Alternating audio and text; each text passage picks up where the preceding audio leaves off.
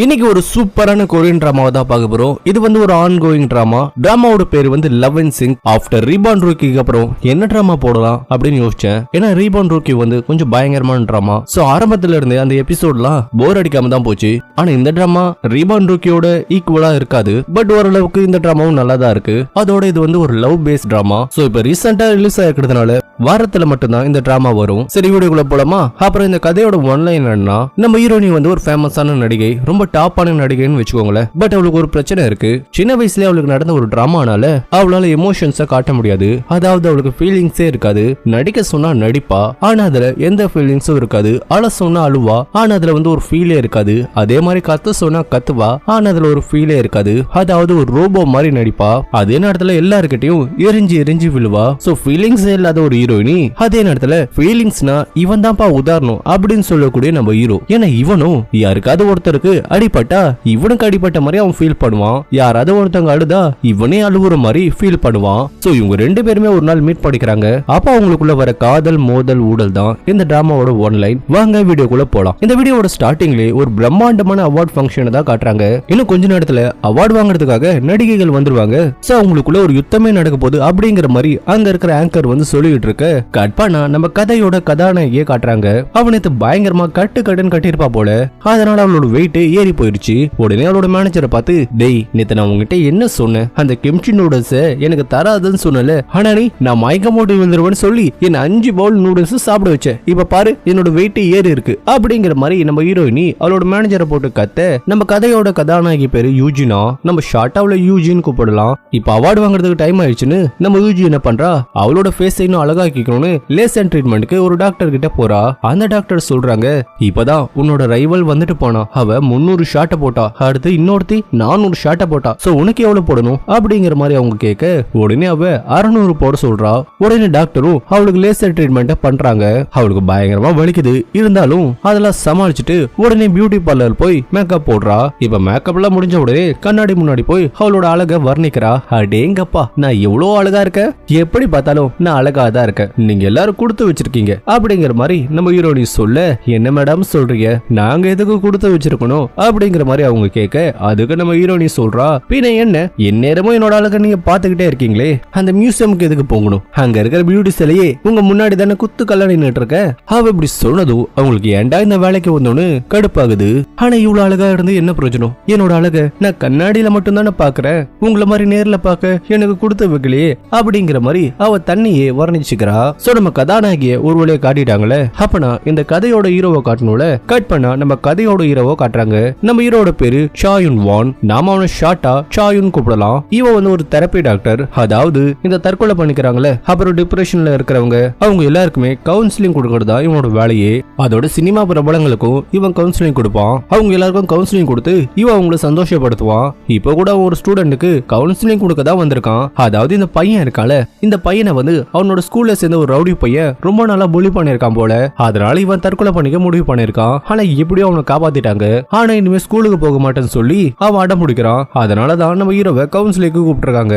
ஏண்டா அவனை சாகர லெவலுக்கு அடிச்சிருக்கான், நீ பதிலுக்கு அவனை திரும்பி அடிக்க மாட்டியா அப்படிங்கிற மாதிரி நம்ம ஹீரோ சொல்ல, அதுக்கு அந்த பையன், நான் எதுக்கு அவனை அடிக்கணும், ஏன் உனக்கு அவனை பார்த்தா பயமா இருக்கா, உனக்கு என்ன பைத்தியமா பிடிச்சிருக்கு, அந்த பொறுக்கி பையன் என்னெல்லாம் பண்ணான்னு உனக்கு தெரியுமா, அதாடா நானும் கேக்குறேன், அவன் உனக்கு என்னெல்லாம் பண்ணான், ஆனா நீ என்னன்னா அவனுக்கு பயந்து ஸ்கூலுக்கு போக மாட்டேன்னு அடம் பிடிக்கிற. இங்க பாரு, வீட்டுக்குள்ளேயே கிடந்தா எதுவும் மாற போறது இல்ல. அந்த புள்ளி பையனை ஓட விடணும்னா நீ அவனை எதிர்த்து நிக்கணும். அடிதடி தான் ஒரே வழி. அவன் பண்ணதை நீயும் திரும்ப பண்ணு அப்படிங்கிற மாதிரி நம்ம ஹீரோ வந்து அவனுக்கு கவுன்சிலிங் கொடுக்க, கட் பண்ண அந்த பையனோட அப்பா இருக்கார்ல நம்ம ஹீரோ கிட்ட, டாக்டர் என்ன இந்த மாதிரி பண்ண சொல்றீங்க, இப்பதான் அவன் நார்மல் ஆயிட்டு வரான், இப்ப இந்த ரிஸ்க எடுத்தாகணுமா அப்படிங்கிற மாதிரி அவர் கேட்க, அதுக்கு நம்ம ஹீரோ சொல்றான், இங்க பாருங்க சார், அந்த பையனால இவன் சூசைட் பண்ணிக்கிற அளவுக்கு போயிருக்கான். சோ அவனோட மைண்டுக்குள்ளது அப்படியே இருக்கும். அதாவது மார்க்கணும்னா நான் சொன்னதா ஒரே வழி, அதாவது அவங்கள திரும்பி அடிக்கணும், அதுதான் ஒரே வழி அப்படிங்கிற மாதிரி நம்ம ஹீரோ சொல்லிட்டு அங்க இருந்து போறான்.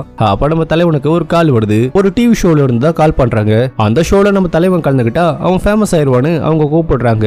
நான் ஏற்கனவே ஃபேமஸ் ஆனவன் தான், அதனால இப்ப இருக்கிற ஃபேமஸ் எனக்கு போதும் அப்படின்னு சொல்லி அவன் போனை கட் பண்ணிடுறான். அப்ப நம்ம தலைவியோட ஒரு விளம்பரத்தை பாக்குறான். சோ அதை பார்த்தா ரொம்ப ஃபீல் ஆகுறான். சோ நம்ம ஹீரோயினிய நம்ம ஹீரோக்கு தெரியும் போல. கட் பண்ணா நம்ம ஹீரோயினிய காட்ட, அவ இப்ப அவார்ட் ஃபங்க்ஷனுக்கு தான் போறா. அந்த அவார்டுக்கு யாரெல்லாம் நாமினேட் ஆயிருக்காங்கன்னு பாக்குறா. பார்த்தா அவளோட ரைவலும் அந்த அவார்டுக்கு நாமினேட் ஆயிருக்கா போல. அப்ப அவ பபிள் கம்ம போட்டு மின்னுட்டு இருக்க. அதை பார்த்தா அவளோட பி ஏ மேடம் என்ன பபிள் கம போட்டு அப்படி மெல்லுறீங்க, உங்க வாய் கோணிக்க போகுது. அட நீ வேறமா, நான் வேற குண்டாயிட்டேன். இதெல்லாம் வாயில போட்டு மென்னாதான் என்னோட ஷேப் வந்து பழையபடி மாறும். மேடம் உங்க ஐடியா இருக்கே பயங்கரமான ஐடியா, அதனாலதான் நான் டாப் ஸ்டாரா இருக்கேன். அதோட இதெல்லாம் என்னோட செல்ஃப் மெயின்டெனன்ஸ்மா, இதெல்லாம் உனக்கு புரியாது. என்னடா என்ன ஒரு மாதிரி பாக்குற, ஏதோ சொல்லணும்னு நினைக்கிற சொல்லு அப்படிங்கிற மாதிரி நம்ம ஹீரோயினி கேட்க, அதுக்கு அவளோட மேனேஜர் அது வந்து மேடம் கம்பெனியோட சிஇஓ கால் பண்ணாரு. யாரு சிஇஓ கிம்மா, அவனுக்கு என்ன இப்ப உங்ககிட்ட நான் சொல்றேன். ஆனா நீங்க என்ன திட்டக்கூடாது. சரி திட்ட மாட்டேன், என்ன விஷயம் சொல்லு. உடனே என்ன விஷயம் சொல்லு. அந்த விஷயத்த சொன்னதும் அவ பயங்கரமா காண்டாகி அவனை கத்துறா. கட் பண்ண இப்ப அவங்க ஒரு சிஇஓ பத்தி பேசிட்டு இருந்தாங்களே, அந்த சிஇஓ தான் காட்டுறாங்க. அதாவது கொரியாவை பொறுத்த வரைக்கும் இந்த நடிகர்கள் நடிகைகள் அப்புறம் செலிபிரிட்டியா இருப்பாங்களே, அவங்களுக்கு வந்து ஏதாவது ஒரு கார்ப்பரேட் கம்பெனி சப்போர்ட் பண்ணுவாங்க. அந்த மாதிரி ஒரு கம்பெனி தான் இந்த கம்பெனி. அப்ப நம்ம ஹீரோயினி அந்த சிஇஓக்கு கால் பண்ண, ஆனா அவரு போன் அட்டென்ட் பண்ணவே மாட்டாரு.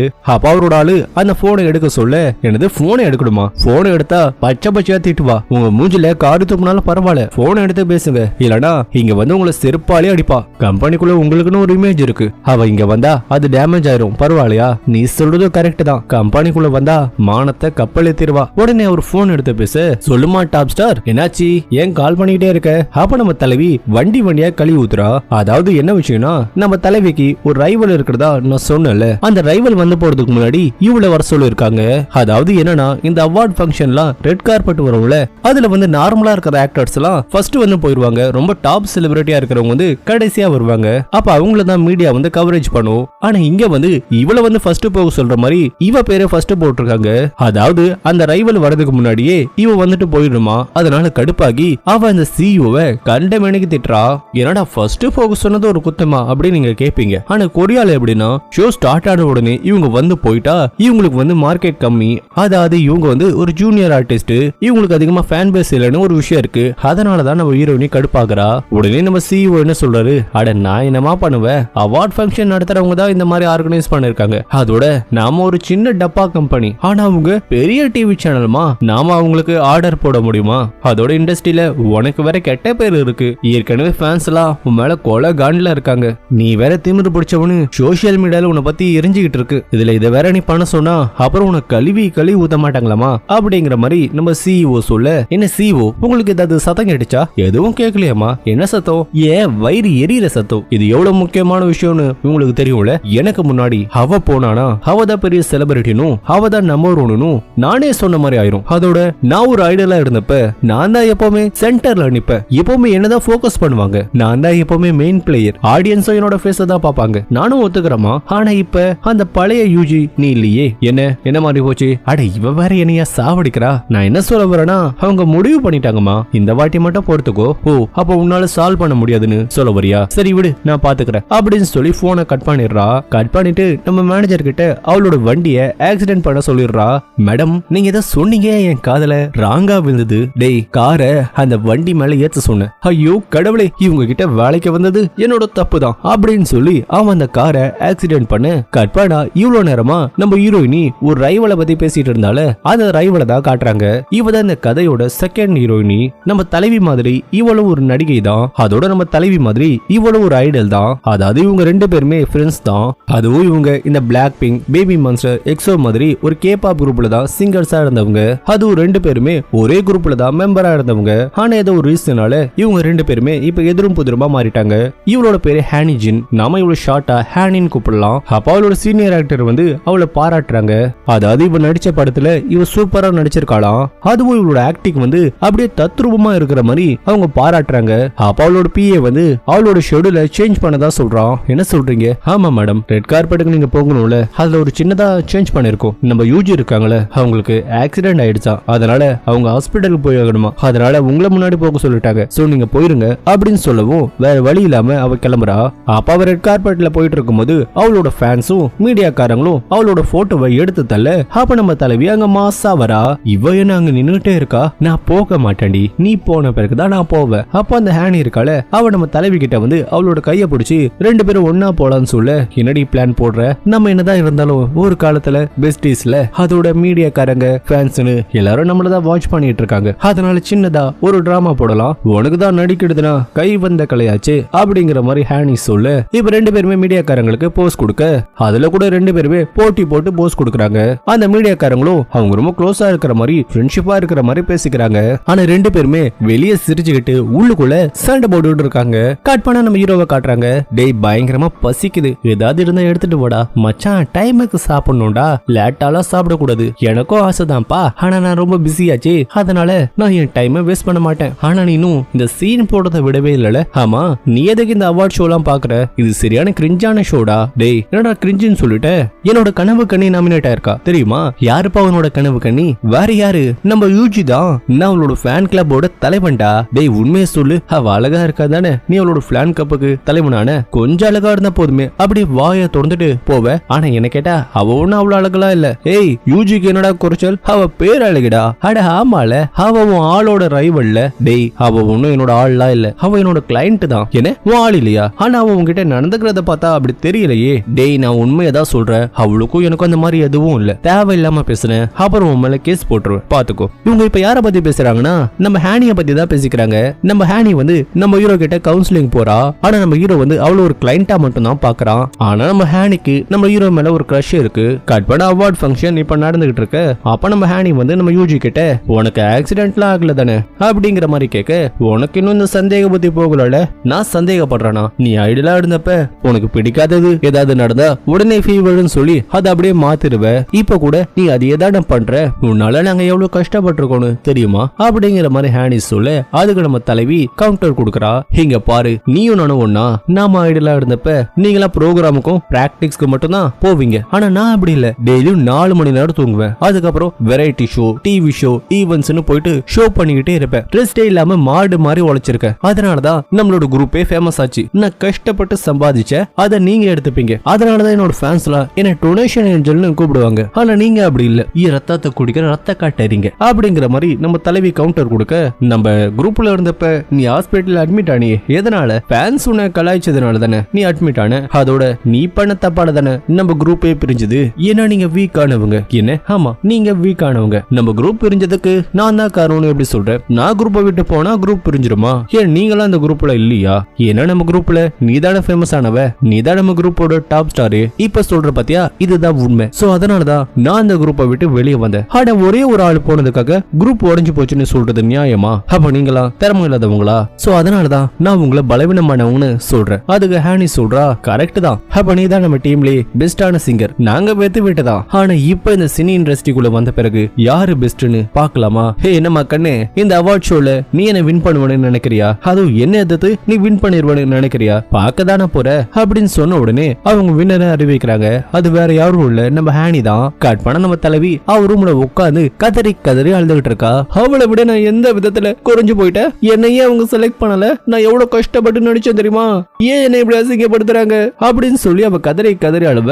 அப்ப அதே நேரத்துல நம்ம மேனேஜர் தம்பி நம்ம தலைவியை சமாதானப்படுத்தலான்னு வரான். ஆனா அங்க போனா அவ செருப்பால் அடிப்பான்னு அவன் உடனே கீழே போயிடுறான். அதே நேரத்துல நம்ம சிஇஓவும் அங்கதான் இருக்காரு. பாசே இன்னைக்கு இவ பண்ற அளப்பறைய பார்த்தா வழக்கமா பண்ற மாதிரி இல்ல, ஏதோ சந்திரமுகிக்கே பேய் பிடிச்ச மாதிரி அழுதுகிட்டு இருக்கா. அட நீ வேற, நானே கடுப்புல இருக்கேன். அவளுக்கு மட்டும் அவார்டு கிடைச்சிருந்தா அந்த சந்தோஷத்திலே அவளுக்கு ஒரு ஐஸ வச்சு அந்த கான்ட்ராக்ட நான் எக்ஸ்டெண்ட் பண்ணிருப்பேன். ஆனா அவார்ட அந்த ஹானிக்கு கொடுத்துட்டாங்க. இப்போ நான் எப்படி போய் அந்த கான்ட்ராக்ட்ல சைன் வாங்குவேன்? உடனே அந்த மேனேஜர் பையன் சொல்றான், ஐயோ பாசே என்ன நினைச்சு பேசுறீங்க? அவ நடிச்ச நடிப்புக்கு அவார்டு தூக்கி கொடுப்பாங்களா? மூஞ்சில எந்த எக்ஸ்பிரஷனும் இல்லாம கேவலமா நடிக்கிறா. நானே வேண்டா வெறுப்பா அவகிட்ட வேலை செய்யறேன். அதோட அவளுக்கு மட்டும் அவார்டு கொடுத்திருந்தா ஃபேன்ஸ் எல்லாம் என்ன பேசிருப்பாங்க தெரியுமா? பணம் கொடுத்துதான் அவார்டு வாங்கினதா சொல்லிருப்பாங்க. டேய் டேய் நீ அவளோட மேனேஜர்டா, நீ என்னடா அவளை கழுவி ஊத்துற? பாசே ஒத்துக்கிற, நான் உங்க மேனேஜர் தான். இருந்தாலும் உண்மையை சொல்லிதானே ஆகணும். அதோட இப்ப இருக்கிற நிலைமைக்கு நம்ம போய் பேசணும்னா அவ நம்மள கதகளி ஆடிடுவா அப்படிங்கிற மாதிரி சொல்லி அவ அங்க இருந்து எஸ்கேப் ஆக பாக்க, அப்ப நம்ம சிஇஓ சொல்றாரு, டேய் வெளியே மழை பெய்யுது. மழை பெய்யறப்ப அவளை தனியா வீடு போனா என்ன ஆகும்னு தெரியும்ல. ஆக்சுவலா நம்ம தலைவிக்கு சின்ன வயசுல ஏதோ ஒரு இன்சிடென்ட் நடந்திருக்கு. அதனால இந்த மழை பெய்யும் போது இருட்டான நேரத்துல அவ தனியா இருந்தா ரொம்ப பயப்படுவா. அதனாலதான் அந்த சிஇஓ அங்கே இருக்கலாம்னு சொல்றான். அப்ப நம்ம யூஜி அங்க வரா. யூஜிமா நீ ஓகே தானமா? எனக்கு என்ன, நான் ஓகே தான். உடனே அவளுக்கு என்ன தோணுச்சுன்னு தெரியல, போய் சமைக்கிறா. அதுவும் விதவிதமா சமைச்சு அந்த 2 பேரையும் சாப்பிட சொல்றா. இவ்வளவு மாதிரி ஒருத்தைய நான் பார்த்ததே இல்லப்பா. கோவம் வந்தாலும் சரி இல்ல சோகமானாலும் சரி சமைச்சு போட்டு கொல்றாளே.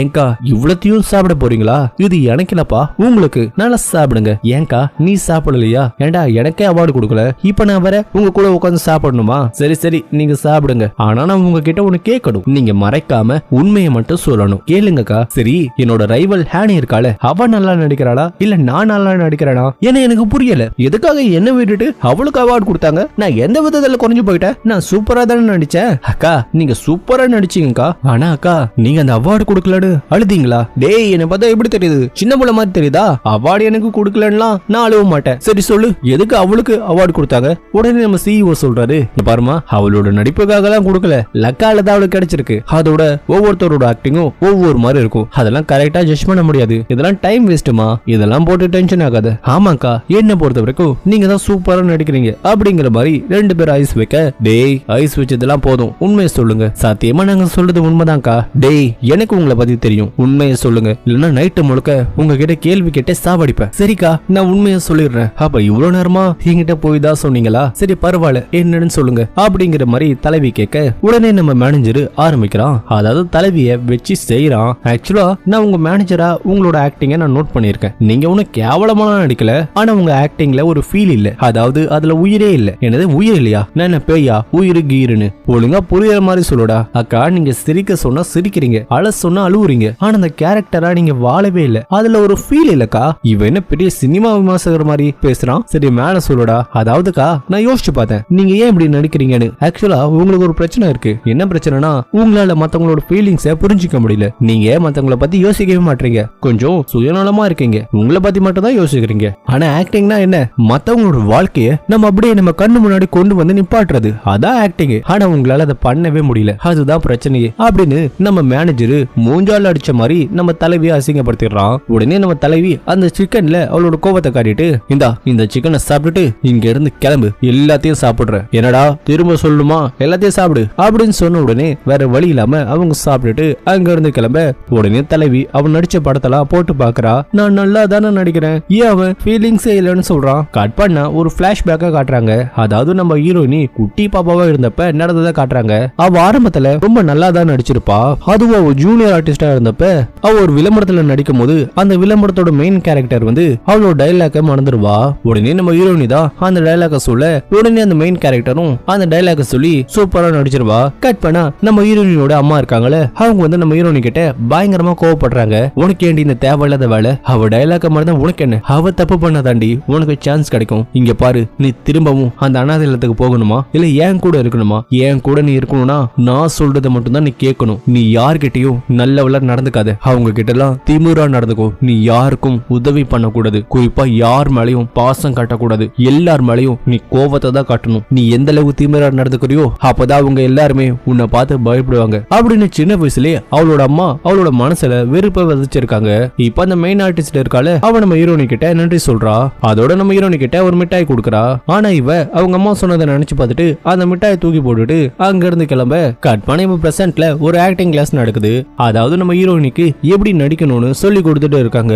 அதாவது என்ன செய்யணும்னா நம்ம ஹீரோயினி அவள் லவர் கிட்ட கோவமா கத்தணும், அதாவது வீட்டை விட்டு வெளியே போக சொல்லணும். அந்த சீன்ல தான் நம்ம தலைவி நடிக்கிறா. அவளும் இந்த சீன் பேப்பர்ல இருக்கிற மாதிரியே வீட்டை விட்டு வெளியே போ அப்படின்னு சொல்ல, உடனே அந்த ஆக்டிங் டீச்சர் வந்து, ஏமா வீட்டை விட்டு வெளியே போகணும் கேஷுவலா சொல்ற, சீன் பேப்பர்ல என்ன இருக்கு? சீன் பேப்பர்ல என்ன இருக்கோ அதுல இருக்கிற மாதிரி தானே. நான் கோவமா சொன்னேன் வீட்டை விட்டு வெளியே போன்னு. கோவமா சொன்னா போதாதுமா, அதுல ஒரு ஃபீல் இருக்கணும். உன் லவ்வர் உன்னை ஏமாத்த இருக்கான், அப்படி இருக்கும்போது உன்னை ஏமாத்திட்டான்னு அந்த வெறுப்பு இருக்கும்ல, அது அந்த வார்த்தையில வரலையே. உனக்கு ஏமா ஃபீலிங்ஸே வர மாட்டுது? இப்படி இருந்தா உன்னோட ஆக்டிங் எப்படிமா டெவலப் ஆகும் அப்படிங்கிற மாதிரி அவங்க சொல்ல, கட் பண்ணா நம்ம ஹீரோவை காட்டுறாங்க.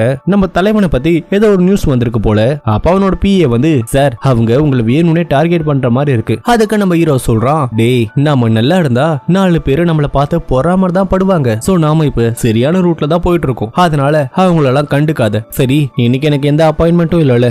இல்ல 2 மணிக்கு நீங்க ஒரு கிளைண்ட்ட போய் மீட் பண்ணணும். ஆமால நான் அதை மறந்துட்டேன். அப்ப அந்த பிஏ வந்து ஹேனிக்கு பொக்கே அனுப்பலாமான்னு கேட்க, ஏன்னா அவங்க நம்ம விஐபி கஸ்டமர்ல இப்ப வரை அவங்க அவார்ட்லாம் வாங்கியிருக்காங்க. நானும் கேள்விப்பட்டேன். சரி நானே அவளுக்கு கால் பண்ணி விஷ் பண்ணிடுறேன். அதே நேரத்துல நம்ம ஹேனி வந்து நம்ம தலைவனுக்கு மெசேஜ் பண்ணலான்னு யோசிச்சுட்டு இருக்க. ஆனா அதுக்குள்ள நம்ம தலைவனை மெசேஜ் பண்ண, உடனே அவ நம்ம தலைவனை டின்னருக்கு கூப்பிடுறா. கட் பண்ணா நம்ம தலைவி ஒரு பியூட்டி பார்லருக்கு வர, உள்ள வந்தா அங்க ஹேனி இருக்கா. உடனே நம்ம ஹேனியை பார்த்து நம்ம தலைவி, ஹேய் நீ என்னடி இங்க? பார்லருக்கு எதுக்கு வருவாங்க? மேக்கப்போட தான் வந்திருக்க. சரி அதை விடு, நேத்து உனக்கு அவார்டு கிடைக்கலன்னு உட்காந்து அழுதியா என்ன? உன் மூஞ்ச பாரு எப்படி வீங்கி போயிருக்குன்னு அப்படிங்கிற மாதிரி கலாய்க்க, ஹேய் நான் எதுக்கடி அழுவணும்? நைட்டு நான் ரொம்ப அதிகமா சாப்பிட்டேனா, அதான் என்னோட மூஞ்சி இப்படி வீங்கி போயிருக்கு அப்படிங்கிற மாதிரி நம்ம தலைவி சமாளிக்கிறா. ஆனா டயட்ல இருக்கிற நம்ம தலைவி தண்ணி கூட குடிக்க மாட்டா. அப்படி இருக்கிறவ சாப்பாடு சாப்பிட்டேன்னு சொன்னத இவன் நம்பல. அப்ப ஹானியோட அசிஸ்டன்ட் வர, மேடம் கார் வந்துருச்சு கிளம்பலாமா? ஹேய் நீ மிங்ஜிங் தானே, நீ இவகிட்டயா வேலை பாக்குற? உன்னை பார்த்து ரொம்ப நாள் ஆகுது. ஆனா நீ போய் இவளுக்கு வேலை செய்வன்னு நான் எதிர்பார்க்கல. ஹே யூஜி, நான் சொல்றேன் தப்பா எடுத்துக்காத. உனக்கு கொஞ்சம் எக்ஸ்ட்ராவா மேக்கப் போட சொல்லு. ஏன்னா நீ இன்னைக்கு பார்க்க சீக்கு வந்த கோழி மாதிரியே இருக்க அப்படின்னு சொல்லி நம்ம யூஜியை கலாச்சிட்டு அங்க இருந்து ஹானி கிளம்ப. இப்ப ஹானி போன உடனே நம்ம தலைவி மேக்கப் போட ஒரு பொண்ணு வரா. இந்த ஹானிக்கு எப்படி அவார்டு கிடைச்சதுன்னே தெரியல. அந்த கமிட்டில வேலை பார்க்கிற டைரக்டருக்கும் அவளுக்கும் ஏதோ சம்திங்னு பேசிக்கிறாங்க. ஒருவேளை அதனாலதான் அவார்டு கிடைச்சிருக்குமோ அப்படிங்கிற மாதிரி அந்த பொண்ணு சொன்ன உடனே நம்ம தலைவிக்கு பயங்கரமா கோவம் வந்துருது. என்னதான் இருந்தாலும் ஹானி வந்து அவளோட ஃப்ரெண்டு தானே. சோ ஹானியை பத்தி அவளுக்கு நல்லாவே தெரியும். அதனால இந்த பொண்ணு திட்டுறா, இங்க பாரு ஹானியை பத்தி உனக்கு என்ன தெரியும், தேவையில்லாம பேசாத, உன் வேலையை மட்டும் பாரு அப்படின்னு நம்ம தலைவி சொல்ல. அதே நேரத்துல ஹானி இருக்கால, அவ தன்னோட பிஏ கிட்ட யூஜியோட ட்ரெஸ் பார்த்தல, அவ நல்ல பிராண்டட் ட்ரெஸ் போட்டிருக்கா. ஆனா நான் லோக்கலான ஒரு ட்ரெஸ் போட்டுட்டு வந்திருக்கேன். அவளுக்கு ஸ்பான்சர் பண்ற மாதிரி எனக்கும் அந்த பிராண்டு ஸ்பான்சர் பண்ணணும். நீ என்ன பண்ணுவியோ தெரியாது, நாளைக்கே எனக்கு அவங்க ஸ்பான்சர் பண்ணணும் அப்படின்னு சொல்லிட்டு அவ கார்ல ஏற. அப்ப அவளோட மேனேஜர் வந்து, மேடம் இப்பதான் டைரக்டர் 3 கிட்ட இருந்து கால் வந்தது, அவரோட படத்துல நீங்க நடிக்கிறீங்களான்னு கேட்டாரு. ஆனா அதே நேரத்துல அந்த படத்தை தயாரிக்கிற ப்ரொடியூசர் இருக்காருல, அவர் வந்து நம்ம யூஜியை நடிக்க வைக்கணும்னு ஆசைப்படுறாரு. ஏன்னா நம்ம யூஜி வந்து டாப் செலிபிரிட்டில, ஆனா நம்ம ஹானி வந்து இப்பதான் வளர்ந்து வர நடிகை. ஆனா நம்ம டைரக்டருக்கு வந்து நம்ம ஹீரோனிக்கு நடிக்க தெரியல, அதனால ஹானியை நடிக்க வைக்கலாம்னு ஆசைப்படுறாரு. ஆனா ப்ரொடியூசர் வந்து அதுக்கு ஒத்துக்க மாட்டாரு. என்ன தலைவி என்னதான் நடிக்க தெரியலனாலும் அவளுக்கு ஃபேன் பேஸ் அதிகமா இருக்குல்ல, சோ அதை வச்சு படத்தை ஓட்டிடலான்னு ப்ரொடியூசர் நினைக்கிறாரு. இத பத்தி நம்ம தலைவியோட சிஇஓ பேசிட்டு இருக்க, நம்ம யூஜிக்கு சுத்தமா நடிப்பே வரமாட்டுது, ஏதாவது பண்ணி அந்த டைரக்டர் 3ஓட படத்துல நடிக்க வச்சிடணும். அந்த படத்துல மட்டும் அவன் நடிச்சிட்டா இன்னும் அவ டாப்புக்கு போயிருவா. ஆனா அவளுக்கு சுத்தமா நடிக்கவே தெரியலையே. என்கிட்ட ஒரு ஐடியா இருக்கு, எனக்கு ஒருத்தர் தெரியும், அவர்கிட்ட நம்ம யூஜி கவுன்சிலிங் எடுத்துக்கிட்டா அவளோட ஆக்டிங்ல இம்ப்ரூவ்மெண்ட் வந்துரும். ஏன்னா ஹானி கூட அவர்கிட்ட கவுன்சிலிங் போன பிறகுதான் அவளோட நடிப்புல நல்ல முன்னேற்றம் வந்தது. எல்லாம் ஓகேடா, ஆனா அவ அதுக்கு ஒத்துப்பாளான்னு தெரியலையே. நாம மட்டும் அவளை அந்த டாக்டர் கிட்ட போக சொன்னா நம்மள சாவடிச்சிடுவா. காட் படம் நம்ம ஹீரோவை காட்டுறாங்க, அவ ஒரு பொண்ணுக்கு ட்ரீட்மெண்ட் கொடுத்துட்டு இருக்கான். அதாவது அவளுக்கு வந்து ஒருத்தர பிடிக்காது போல, அவங்கள பழி வாங்கணும்னு அவ துடிக்கிறா. ஆனா நேரடியா பழி வாங்கினா அவளை ஜெயிலுக்கு அனுப்பிடுவாங்களே. அதனால நம்ம ஹீரோ அவனோட தெரப்பி மூலம் கற்பனையா அவளோட கனவுக்குள்ளேயே பழி வாங்குற மாதிரி ஒரு ட்ரீட்மெண்ட் கொடுத்துருக்கான். அதுவும் நல்லா ஒர்க் ஆகி அவ குணமாயிடுறா. இப்போ உங்ககிட்ட நல்ல முன்னேற்றம் இருக்கு, இனிமே நீ தினமும் வந்து என்ன பார்க்கணும்னு அவசியம் இல்ல, மாசத்துல ஒரு நாள் மட்டும் வந்து என்ன பாரு, சரி நீ கிளம்பு அப்படின்னு சொல்லிட்டு நம்ம தலைவன் அவளை போக சொல்ல. அப்பன்னு பார்த்தா அவனோட டோர் வந்து ஓபன் ஆக மாட்டுது. ஆக்சுவலா அவன் டோர் இருக்குல்ல, அதுல ஒரு சின்ன ப்ராப்ளம். இப்படிதான் அடிக்கடி அந்த டோர் வந்து க்ளோஸ் ஆயிடும் போல.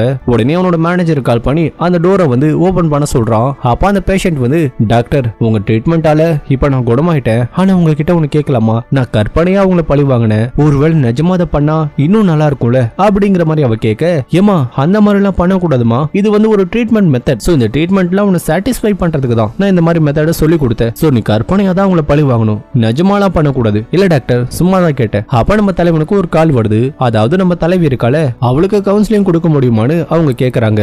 இதே நேரத்துல நம்ம தலைவியை காட்டுறாங்க. அவ ஒரு ஷூட்டிங் ஸ்பாட்ல இருக்கா. அங்க ஒரு சீனை வந்து ஷூட் பண்ணிட்டு இருக்காங்க. அதுவும் ஒரு எமோஷனலான சீனை ஷூட் பண்ணிட்டு இருக்காங்க. அதுவும் அந்த டைலாக்க அழுதுகிட்டே சொல்லணும். ஆனா நம்ம தலைவி அந்த டைலாக்க சிரிச்சுக்கிட்டே சொல்ல டைரக்டர் கடுப்பாயிடுறாரு. ஏமா நடிக்க சொன்னா எப்படி நடிக்கிற, ரொம்ப ட்ரையா நடிக்கிறமா, கொஞ்சம் எமோஷனலா நடி, அப்பதான் பாக்குற ஆடியன்ஸ் கனெக்ட் ஆகும். ஏன்னா உன்னோட அம்மா செத்துட்டாங்க, அப்படி இருக்கும்போது நீ எப்படி பண்ணணும், ஆனா நீ என்னமா இப்படி நடிக்கிற. சார் நான் வேணா இன்னொரு முறை ட்ரை பண்ணி பாக்குறேன். ஆனா தலைவி மறுபடியும் சொதப்ப. அப்ப அங்க இருக்கிறவங்க சிரிச்சிடுறாங்க. உடனே தலைவி பிரேக் கேக்குறா. உடனே டைரக்டரும் பிரேக் கொடுத்துறாரு. இப்ப அந்த சிஇஓ இருக்காருல, அவர் வந்து நம்ம ஹீரோயினி கிட்ட தெரப்பிக்கு போக சொல்றாரு. என்ன பார்த்தா உங்களுக்கு எப்படி தெரியுது, என்னாலலாம் அங்க போக முடியாது, நான் ஒரு செலிபிரிட்டி, அங்க போன என்னோட சீக்ரெட்லாம் வெளியே வந்துரும் அப்படிங்கிற மாதிரி நம்ம ஹீரோயினி சொல்ல.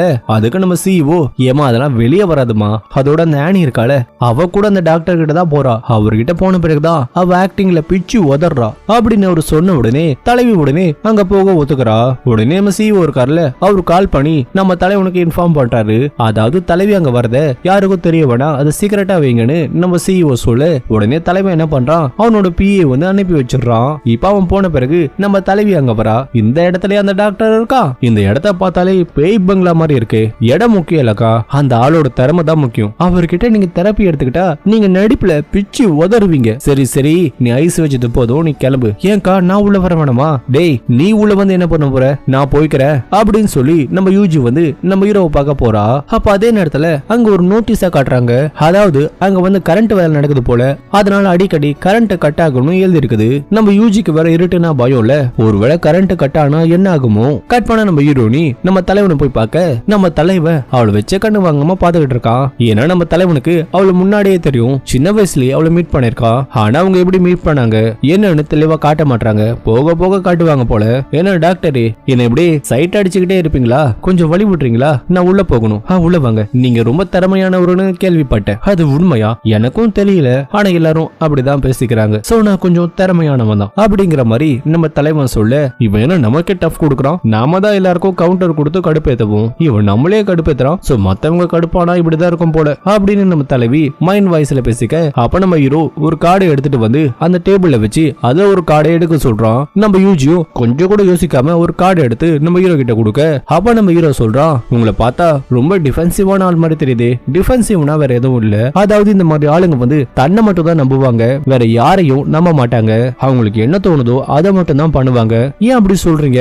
இல்ல நீங்க ஒரு முடிவு எடுக்கும் போது ஒன்னு ஆமான்னு முடிவு எடுக்கணும், இல்ல இல்லன்னு முடிவு எடுக்கணும், ஆனா ரெண்டுத்துக்கும் நடுவுல இருக்கீங்களே. அது மட்டும் இல்லாம நான் உங்களை ஒரு கார்டு எடுக்க சொன்னேன், நீங்க அதை யோசிக்காம உடனே எடுத்து கொடுக்குறீங்க, இதுக்கு என்ன அர்த்தம்? உங்களை பத்தின ஏதாவது சீக்ரெட் எனக்கு தெரிஞ்சிட கூடாதுன்னு நினைக்கிறீங்களா? ரொம்ப உஷாரா தான் இருக்கீங்க, உங்களோட கண்ட்ரோலை நீங்களே வச்சுக்கணும்னு நினைக்கிறீங்க. சரி, சின்ன வயசுல உங்களோட அப்பா அம்மா உங்ககிட்ட எப்படி நடந்துப்பாங்க? அதுக்கு தலைவி சொல்றா, எப்படி நடந்துப்பாங்கன்னா எல்லாரும் எப்படி நடந்துப்பாங்களோ அப்படிதான். இங்க பாருங்க, டாக்டர் கிட்ட உண்மையை தான் சொல்லணும், எதையும் மறைக்க கூடாது, அப்பதான் என்னால உங்களுக்கு கவுன்சிலிங் கொடுக்க முடியும். நான் இப்பதான் உங்களோட ரிப்போர்ட்டை பார்த்தேன், மழை பெய்யும் போது நீங்க தனியா இருந்தா உங்களுக்கு பயமா இருக்குமாமே, அதுவும் உங்களுக்கு பிரீத்திங் ப்ராப்ளம் இருக்கிறதா இந்த ரிப்போர்ட்ல இருக்கு. இன்னைக்கு வேற மழை பெய்யுது, உங்களுக்கு பிரச்சனை இல்லையே? அதெல்லாம் பிரச்சனை இல்ல, நான் சமாளிச்சுப்பேன். இங்க பாருங்க, உங்களுக்கு இந்த மழைய பார்த்தெல்லாம் பயம் இல்ல, அது வந்து ஒரு ட்ரிகர் மாதிரி தான். அதாவது சின்ன வயசுல உங்களுக்கு ஏதோ ஒண்ணு நடந்திருக்கு, ஆக்சிடென்ட் மாதிரி ஏதாவது நடந்திருக்கலாம், சோ உங்களுக்கு ஏதாவது ஆக்சிடென்ட் ஆச்சா? அப்படிலாம் ஒண்ணும் இல்ல. அப்போ ஒரு போன் வருது, அதாவது என்ட்ரன்ஸ்ல இருக்கிற ஹால்ல இருந்து ஒரு போன் வருது. உடனே தலைவன் அதை அட்டென்ட் பண்றதுக்காக வெல்கம் ஹாலுக்கு போறான்.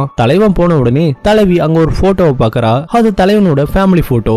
உடனே அதை எடுத்து பார்க்கலான்னு போகும்போது அப்ப கரண்ட் கட் ஆக, கரண்ட் கட் ஆன உடனே தலைவிக்கு அந்த பயம் வந்துருது. அதாவது அந்த ரூம் வந்து அவளுக்கு நெருக்கிற மாதிரியும் அவளுக்கு மூச்சு முட்டுற மாதிரியும் இருக்கு. உடனே அவ பயந்து போய் கதவை திறக்க சொல்லி கத்துறா. அதே நேரத்துல தலைவி கத்துற சத்தம் கேட்ட உடனே நம்ம தலைவன் வேகமா மாடிக்கு ஓடி வர்றான். அங்க அந்த டோர் க்ளோஸ் ஆயிருக்கு, ஏற்கனவே அந்த டோர்ல வேற ப்ராப்ளம் இருக்கிறதுனால அந்த டோரை திறக்க முடியல. உடனே தலைவி அந்த கதவை திறக்க சொல்லி கத்துறா, ஏன்னா அவளுக்கு ரொம்ப பயமா இருக்கு போல. நம்ம தலைவனும் அந்த கதவை திறக்க எவ்வளவு ட்ரை பண்றான், ஆனா திறக்க முடியல. உடனே கதவை உடைச்சுக்கிட்டு உள்ள போறான். ஆனா தலைவி ரொம்ப பயந்து போயிருக்கா, எனக்கு ரொம்ப பயமா இருக்கு, என்னால மூச்சு விட முடியல, என்ன காப்பாத்துங்க அப்படிங்கிற மாதிரி நம்ம தலைவி பயந்து போய் சொன்னதையே சொல்லிட்டு இருக்க. உடனே நம்ம தலைவன் சொல்றான், இங்க பாரு, என் கண்ணை பாரு, நான் சொல்றத அப்படியே ஃபாலோ பண்ணு, ஓகேவா? மூச்சு நல்லா இல்ல, நல்லா பண்ற, நான் சொன்ன மாதிரி அப்படியே பண்ணு, நீ நார்மல் ஆயிடுவ. அப்ப நம்ம தலைவிக்கு அவளோட கடந்த காலம் ஞாபகம் வருது. அவளுக்கு ஏதோ ஆக்சிடென்ட் ஆனப்ப யாரும் அவளை காப்பாத்துற மாதிரி வந்து போகுது. நம்ம ஹீரோ பார்க்க அவர மாதிரி இருக்கிறதுனால அவங்க கிட்ட சாரி கேக்குறா. நம்ம ஹீரோக்கு ஒண்ணுமே புரியல. அப்படியே சொல்லிக்கிட்டு நம்ம தலைவி மயக்கம் போட்டு விழுற மாதிரி நம்ம ஹீரோவை கிஸ் பண்ண இந்த எபிசோட் முடியுது. இந்த வீடியோ பிடிச்சிருந்தா லைக் பண்ணுங்க, ஷேர் பண்ணுங்க, மறக்காம நம்ம சேனலை சப்ஸ்கிரைப் பண்ணுங்க. அடுத்த வீடியோல மீட் பண்ணுவோம்.